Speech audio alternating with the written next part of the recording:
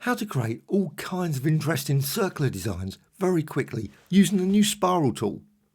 How to do this. So let's just go back right to the start, select the spiral tool. You can find it among all the other tools, shape tools. So spiral tool, with that selected, just apply. And the key thing for this tutorial is that you've got a dash style. So how to set that? Well, what you do, just go up here and you've got stroke. I'm going to go with black. You could go with green, blue, etc. But you can click here and you can set the width. I'm just going to go for 3 or 4. You can see as you change it, it's made up of dots. How to get the dots? Well, I've gone for rounded cap, 0.1. So go for something very, very small. And also you can vary this, 1.8. You can push it so it makes obviously bigger gaps, or you can have it really crunched in. Up to you. But the key thing is this, the style. I'm going with linear. Also, you can modify the number of turns. So instead of 5, which is the default, you can go for something a bit bigger. You can go for 40, say.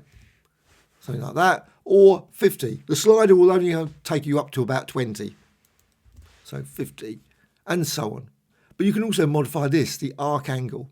So if you change this, as you change it, you'll notice all that design changes. And there's certain points where you get certain designs that look really great. Whereas this looks a bit more sort of, a bit of a mess.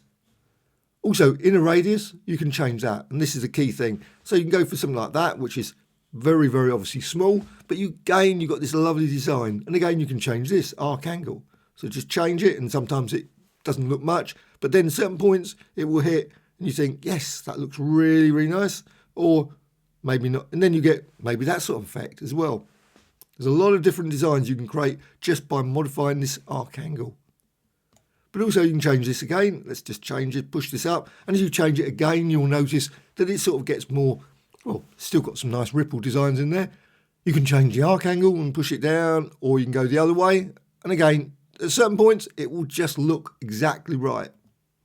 So I'm just going to push this. And I think that's exactly what I want. It's got a lovely sort of ripple design. You've got a pattern. You can see a lovely sort of unusual design there. But once you've got that, what you can do, well, you could save it. You could save it to your assets. Just drag it into your assets panel. Also, obviously, you could save it, file, and export. But you can also rasterize it. So layer, and go down to rasterize. And that turns it into a pixel layer. You can't do any more now with it. Now, you could, of course, resize it. You can also duplicate it. It's always a great one. So hold down the Alt Option key on your keyboard and just drag. And now, of course, you can create some interesting interference patterns just by moving it on top. And you can create 4 or 5 of these. Obviously, it gets a bit of a mess. But you can always, of course, add different colours to them. But let's just remove those. Because what I want to do next is I also want to go here to Effects. So Layers selected, click Effects, and then go to Bevel and Emboss. And you can change that. And you can see as you change that, that creates some interesting, unusual designs as well. It gives a sort of raised, sort of ripple design. And you can also modify these other settings. You've got Profile, you've got Soften, so that can change it as well. Or Profile, select different profiles, and that will again change it. You might not want that, just go with the default. But also you might want a different colour. So go with Colour, Colour Overlay, and I'm just going to go for, click there, and maybe go with red or green, etc. So you can see again, you get a whole range of different designs. And now, of course, you can duplicate it.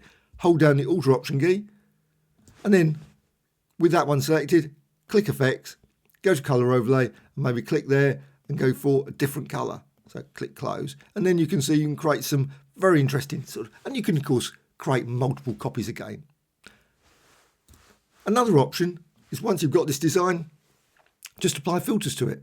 There's a whole range of filters, so filters, maybe distort and deform, or maybe mesh warp, mirror, etc.